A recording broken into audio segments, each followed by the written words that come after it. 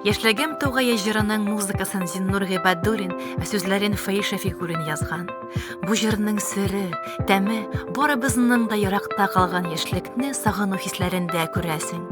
Күңел җыр дәвамында яшьлегем тугаен эзли, таба.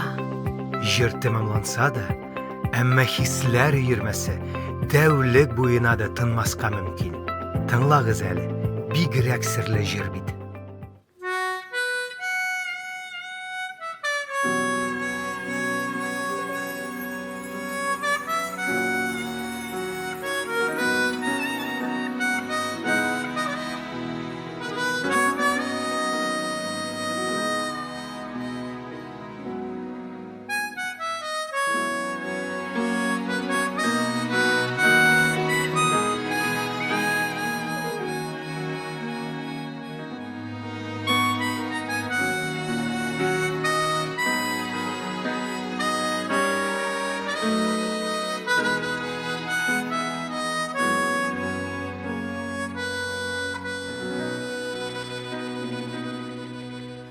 Nişen şümerde nurlanıp yaz girdi.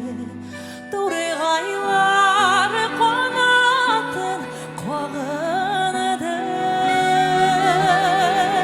Gözlerin sarışır dipeyte bir turgay. Nişlimsin turgayım sağım